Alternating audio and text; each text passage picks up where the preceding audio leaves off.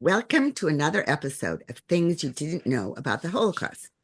I'm Phyllis Zimbler Miller, and my guest today is Chicago attorney John Pollock. He's the relative of victims of the Holocaust by bullets, the mass shooting of Eastern European Jews that often gets overlooked in Holocaust education.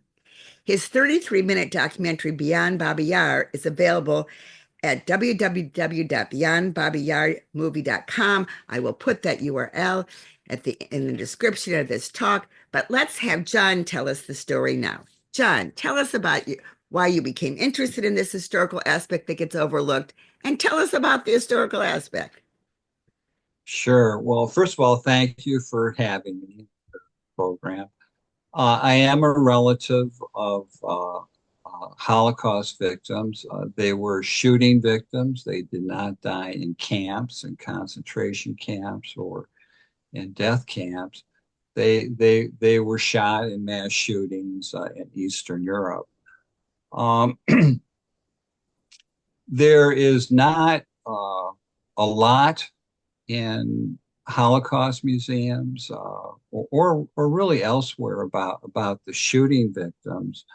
What happened, the extent of it, what the current situation is, and over the years, I've made it a point to try and learn about not only the victims in my family who were shot in Eastern Europe, but about the so-called Holocaust by bullets in Eastern Europe. You know, figures, you have to be careful with them.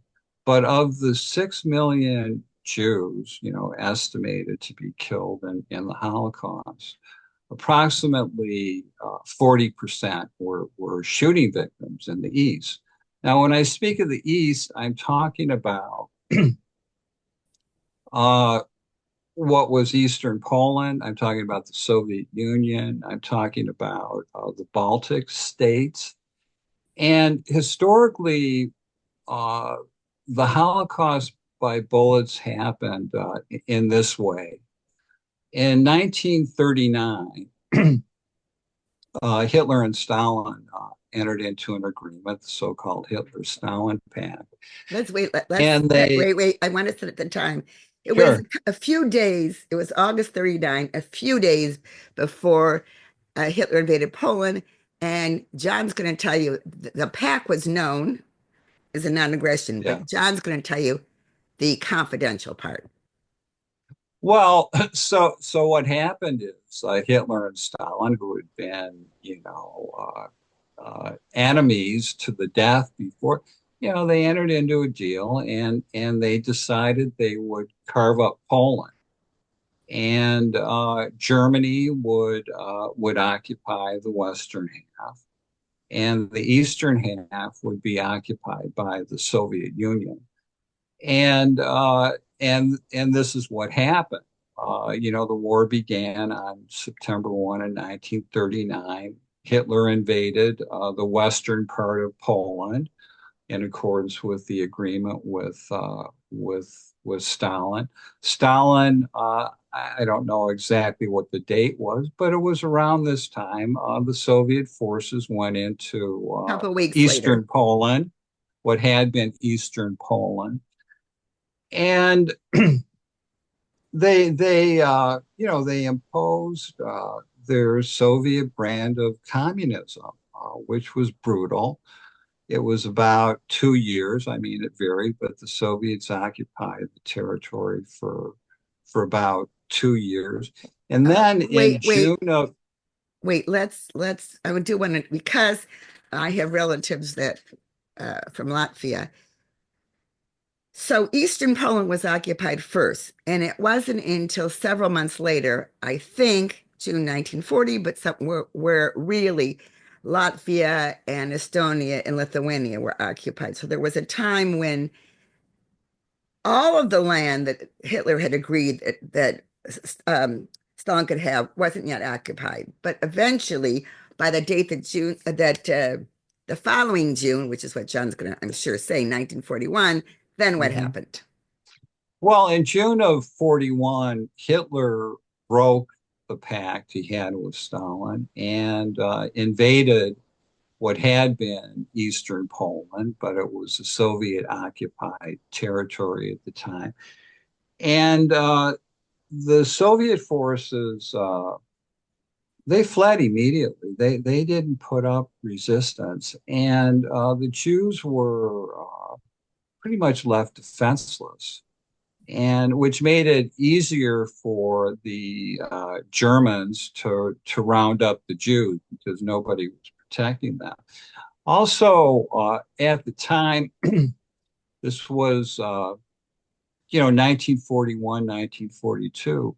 Ukraine had its own pro-Nazi groups. They were the so-called Ukrainian nationalists. Okay, these are the people that Putin claims control Ukraine now.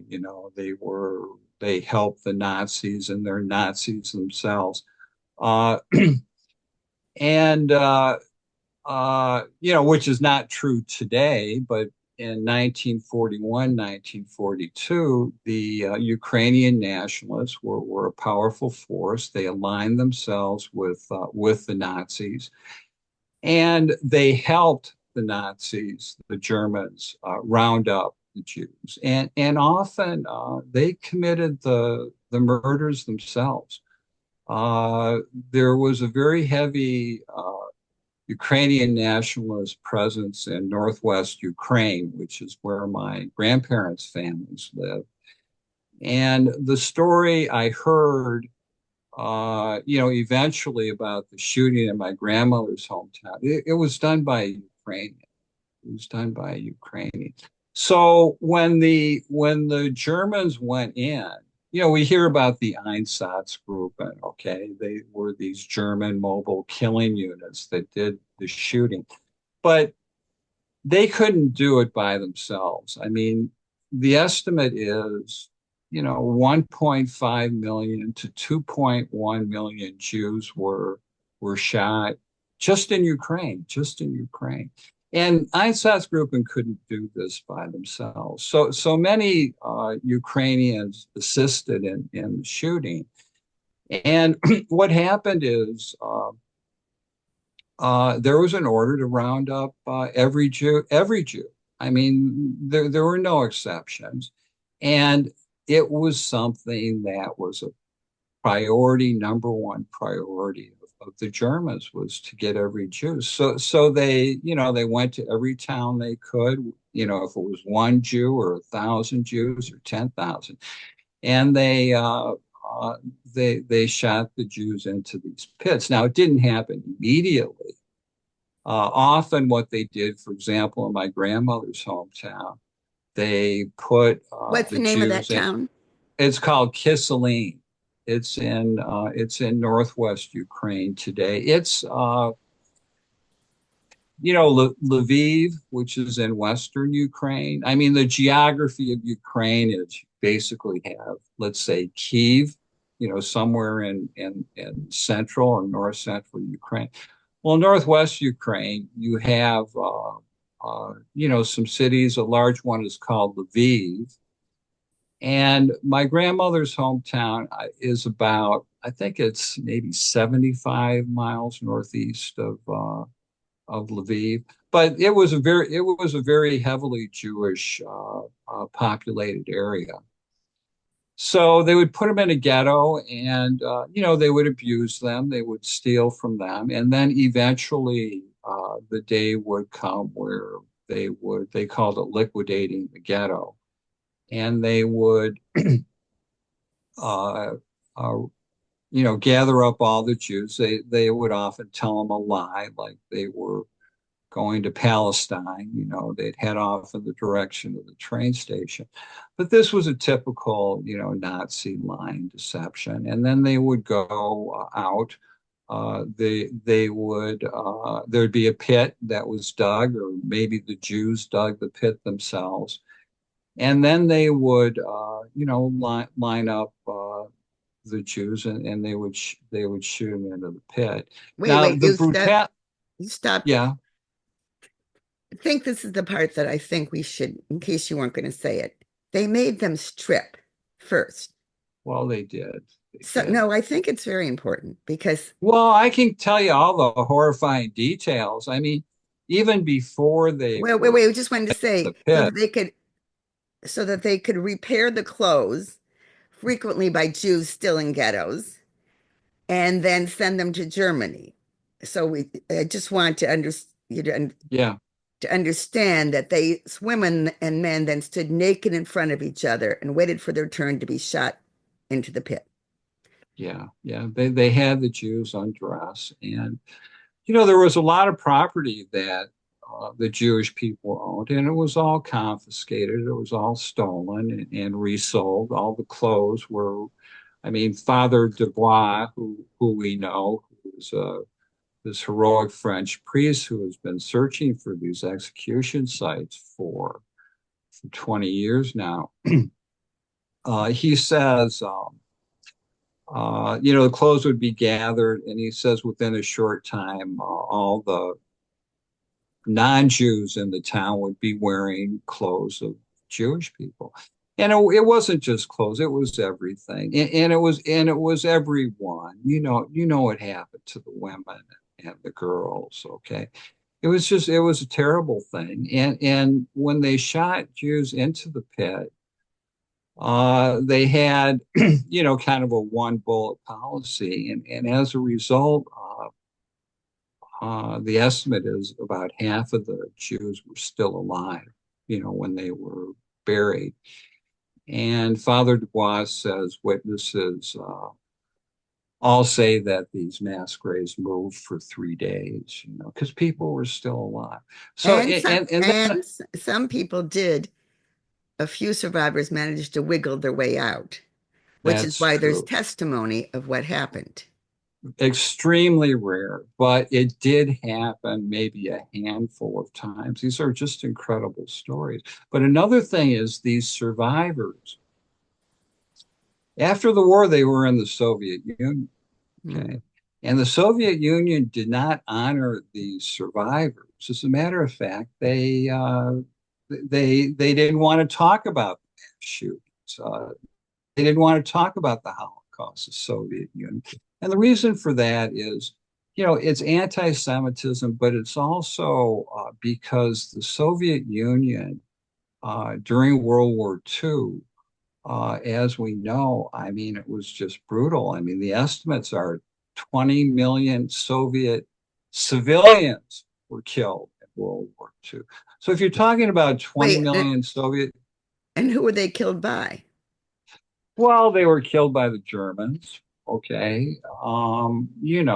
Stalingrad, all these, it was just brutal. And these are civilians. These aren't military people. So if 20 million Soviet citizens, died in the war, and let's say 2.5 million Jews were among these Soviets, it's a relatively small fraction. So the Soviet Union did not single out the Jewish victims in the Soviet Union as Holocaust victims. To the Soviet Union, they were just peaceful Soviet citizens like the other, 18 million. And I've seen these places. So what happened is they'd put up memorials years ago. And it wouldn't mention that these were Jewish victims. It might be a Holocaust site with 10,000 Jews, but there'll be a memorial or a plaque that says 10,000 peaceful Soviet citizens. Okay. So the Soviet Union just completely ignored the Jewish element of the so of the the death of Jews there, and so even Soviet Jews were unaware that the Holocaust had happened in the Soviet Union because nobody talked about it as a Jewish phenomenon. It was just a Soviet phenomenon. So you have a situation where these Jews are shot into pits, and the Soviet Union doesn't recognize it. there are virtually no survivors to tell the story, unlike Auschwitz, which had many survivors. And if there is someone to tell the story, they're in the Soviet Union. Nobody's going to listen to them, and the West is not going to hear the story. So what happened is this led to a big kind of blank, this ignorance of what happened over there. When the Soviet Union collapsed in 91 and access to these Holocaust sites were finally permitted, you know, Jewish people just they didn't go in and try and find these people. And it's been 34 years now. And most of these shooting victims, and there are millions of them, they're still in these mass graves they were shot into. The mass graves are not protected. They're generally plundered because local people view them as being gold mines because of gold teeth, and they dig through. Ukraine's a very poor country, so many of these mass graves are plundered. Um, the names, the estimate is that half of the shooting victims in Ukraine, nobody knows their names. Their names are missing from the victims database, for example, at Yad Vashem. We should make it clear why, because they were just rounded up without any of the Germans' meticulous record keeping. Exactly. And That's exactly frequently, correct. as John's saying, the SS may have been present and let the Ukrainians do the work, or in many cases, the Ukrainians and others did this on their own and then said to the SS, look what good Nazis we are. So I think this needs to be emphasized too. Well, And so, that's true too. John, so tell us about your documentary. That's what I really want to get into. Well, So why did you so decide to do it? well, um, I grew up. I was very close to my grandparents. They were immigrants from Eastern Europe. They were very warm people. And, I was very close to my grandmother. We never had philosophical discussions. Her English was never that good. Okay. But she was a wonderful woman. And when I got older, I, I decided I'm going to try and find the mass grave in her hometown because nobody in my Wait, family, it why? was just viewed as a lost cause. Wait, you skipped this thing. Okay. Obviously, she got here before the mass grave. Yeah, yeah, yeah. Yeah, my grandmother came over in 1920. Okay. My grandfather had come earlier, but World War One intervened. There were pogroms, and she had a baby. So by the time she came over here, she's about 30 years old. She had a malnourished kid, and you mentioned once that your grandfather owned a junkyard, and well, so did mine. And it was a small town in Michigan where they grew up. Mine was a small And town in I always knew Indiana. my grandmother's family had been shot in the pit, and my grandfather's family as well. But people didn't talk about it, and it was just understood that these graves will never be found. It was far away. And when I was growing up, it was the Soviet Union. And it was just, they were just condemned to lie in this ground, this frozen ground for eternity. But when I got older, I thought, well, wait a second, there's a grave there. Maybe something can be done. And I started looking into it, and immediately I was kind of told it was you can't do anything. In Ukraine they hate Jews. You can't put up a memorial there. Eastern Europe, they all hate Jews. Well, they're going to vandalize it if you put it up. So, I kept thinking about it, and I'd always look online to see if there was any information about the mass grave of my grandmother's hometown. And one evening, it was in 2014. I'm looking online. I never find any, and then like bingo, okay, I see that Father Dubois, who I had heard about. He had conducted interviews of witnesses, older people in my grandmother's hometown who were there when the mass shootings and they talked about it. I mean, this was like when I found out there were people who were witnesses who were I mean, this was thrilling to me. You've been looking for decades for any information, and there's absolutely nothing. And then, bingo, here are three interviews by Father Dubois.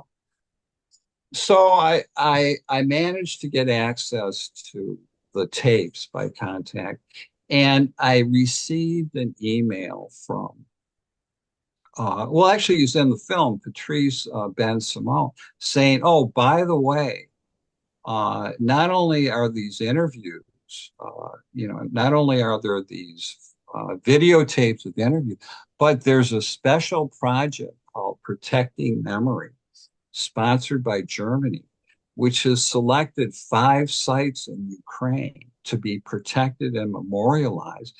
And lo and behold, your grandmother's hometown is one of them. So it's like I won the lottery. Now, this is 5 sites out of thousands. Okay. So this is thrilling to me. So I write back and I say, if there's a dedication, let me know. I'll be there. Well, the dedication was in June of 2015. And I went over there with my daughter, who's named after my grandmother. And we went to the dedication ceremony, which was very moving. But while I was over there, I met people who have devoted a large portion of their life to trying to find these victims or respect these victims or remember. And when I was there, I was educated. I always thought maybe, I don't know, a million Jews were shot, but there was nothing that could be done. Now I find out the estimates are 2.4 million at least were shot. And, they're in these mass graves all over Eastern Europe that are being plundered. So once I learned this, I thought, I gotta, they are teaching us this stuff in America.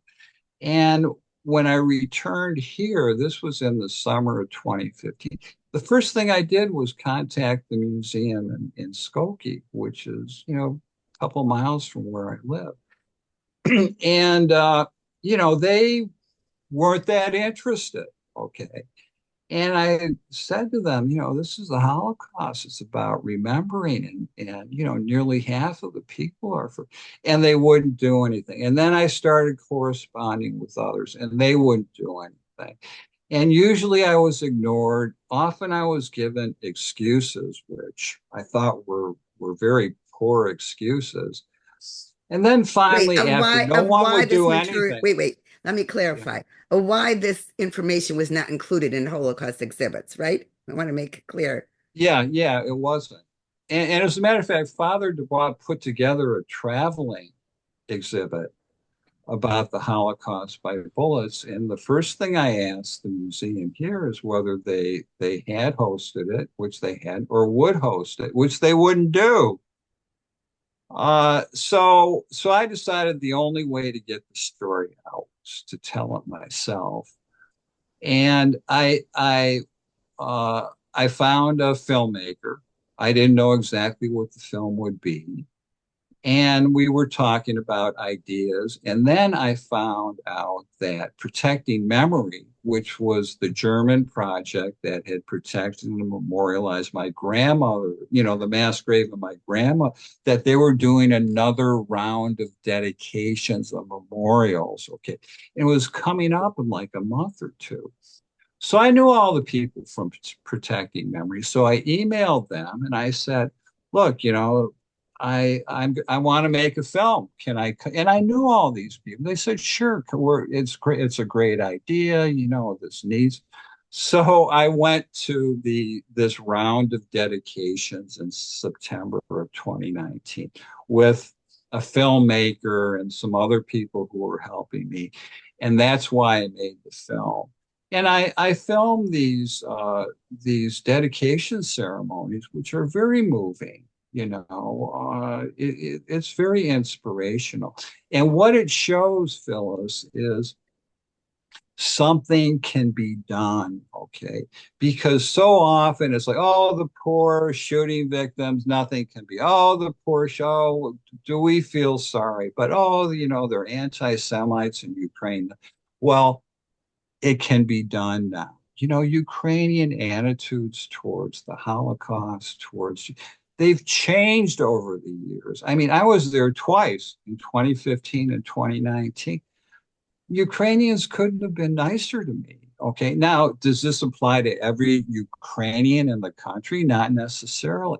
But I think Ukrainians are ready to face their past with respect to the Holocaust and recognize these victims and protect these sites, have dedication. I don't expect Ukraine to pay for these memorials. It's a very poor country, as we know. It's being destroyed right now. I Yes. expect Germany to pay for it, but it can be done. And they've just kind of written off, properly burying and properly respecting these shooting victims in the East.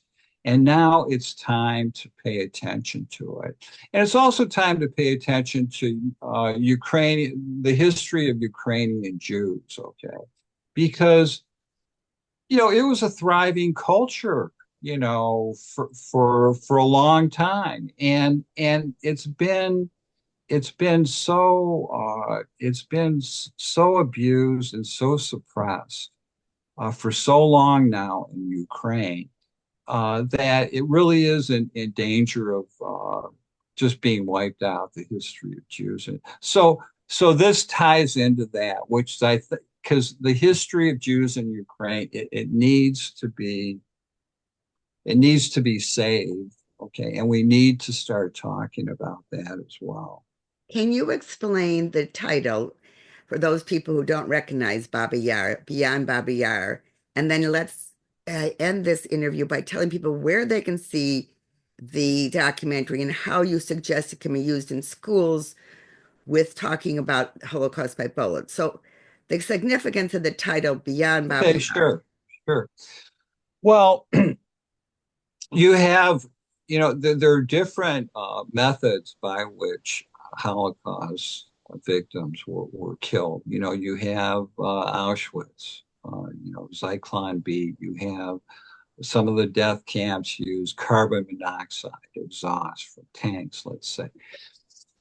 And and the shooting victims, they were just rounded up and they were shot in pits. But camps, the symbol is Auschwitz. Okay, shooting victims, the symbol has recently become Babi Yar.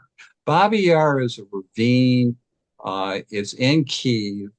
And relatively early in the war and in the shooting process, over 33,000 Jews were shot into Babi Yar, this ravine in Kiev, over a 2 day period.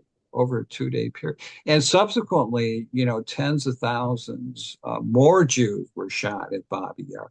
But Babi Yar has come to symbolize shooting victims, a place of mass shootings. And there have been memorials that have been put up. There's things that are discussed. There's controversy there because not only were Jews shot at Babi Yar, there were other nationalities, Ukrainians, I think Soviet prisoners were shot, all sorts of, people that Nazis didn't like were shot there. But it's called Beyond Babi Yar because Babi Yar is known as a place of mass shooting. But in fact, it's a small fraction. Maybe it's 5% or 4% or less. And what happened beyond Babi Yar are, thousands of other mass shootings and mass graves across Ukraine and also across Eastern Europe, although Ukraine was the place of the most mass shootings, but by far.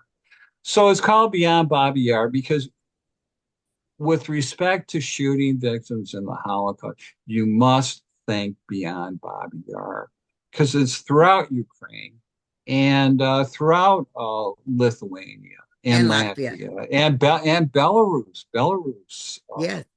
It was very, very few survive, very, very few Jews survived these mass shootings. And in my own family, I have stories. There was a niece of my grandmother who was a newlywed, had a baby, and they hid, they ran and they hid in the forest, and they were turned in. Someone, you discovered and probably got a reward for it. So there were literally, virtually no survivors. They were just rounded up ruthlessly. But it's called Beyond Bobby Yar because Bobby Yar, which is just a small fraction of the shooting victim. And one other thing about the shooting victims is, I mentioned that nearly half of the names are missing from victims' databases. And after I went to this dedication with my daughter, I came home. I had an uncle who had made a wonderful uncle, made a detailed family tree. And I looked at it, there were 29 victims in the family. These are my grandparents, siblings, nieces, and nephews, and my grandmother's mother. And of the 29 I checked, only 11 were in the Yad Vashem victims database. So I entered 18 names myself. And you can do this yourself Oh, if that's you have the proper information. Yad Vashem will check, everything, but you can do it yourself. And now these 18 names are in there, which, is very important to me because, 100 years from now, nobody would even know the name, if it but weren't in a data.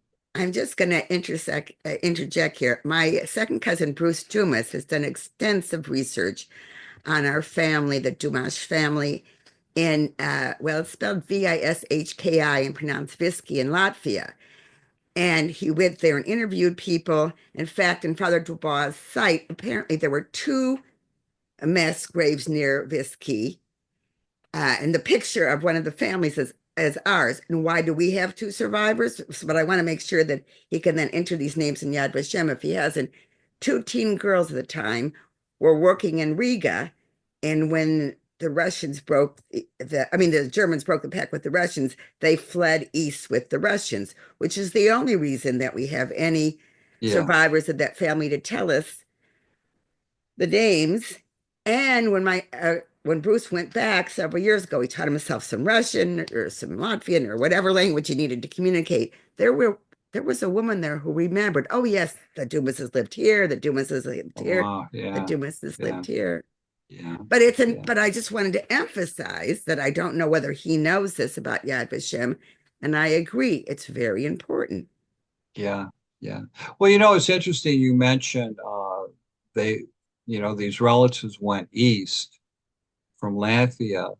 Um, the information about what happened to my family comes from a niece who had gone east just before the Germans invaded. She was a nurse in the Red Army, so she survived, and she's the one who found out that everyone. As a matter of fact, she tried to go back there right after the war, and she met a Jewish guy from her hometown who had been living in Palestine, and he told her, "Don't go back. They're killing Jews who return." Okay. Now this was common, Yes.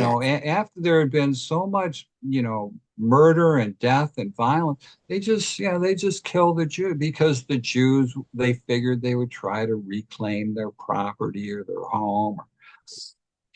And so, all these things, and then that particular niece, she ended up on the Exodus. She wanted to go to Palestine, and then she ended up eventually getting there.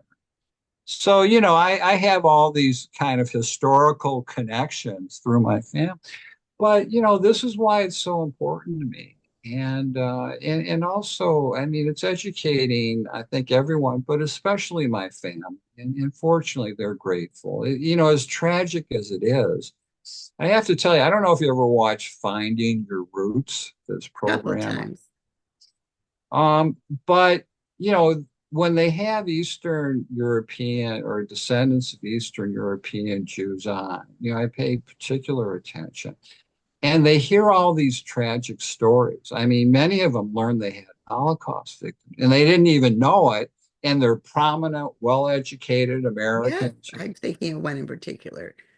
Yeah. And and as tragic as it is, every single one of them, Phyllis, is grateful to Henry Louis Gates for giving them this information. They want to know it. And I think some people think, well, we're going to protect American Jews from this terrible, tragic information. People don't want to be, they want to know it because it's their family, and they're all grateful and they all have a new appreciation for their Jewish heritage. And I certainly do. I mean, I was always proud, but I've learned so much over, the past 10 years that a lot of it is pride. I don't walk around, sadness and hanging my head. You know, the, we're an incredible people. Look what we survived. I'm very proud, you know. But it's a tragedy. We have to recognize it. We incorporate it. And I think it makes us all better people to know about it. Absolutely agree. So with the final couple of minutes, where we're going to put the link, they can watch it directly online, right? Beyond Baba Sure. Yar. Yeah, yeah, yeah. Well, So, yeah, I have a website for the film. It gives some background on it, but you can watch the film on it for free. You just click. And the name of the movie is Beyond Bobby Yar, Beyond Bobby Yar, Beyond Bobby Yar. And if you type that in, just Beyond Bobby Yar movie.com, it'll take you to the film's website. and also I will put it in the description below this podcast. Great, So, great. John, I thank you so much for sharing Oh, I thank this you. information. I think, as it's now being called, the Holocaust by bullets is vastly overlooked in Holocaust education, and we need to work on changing that. Can you say the overlook? No, you can't say the absence of that information. And as I end every episode, I say, please, that the memory of those who died or were killed and those who tried to save them be remembered for a blessing.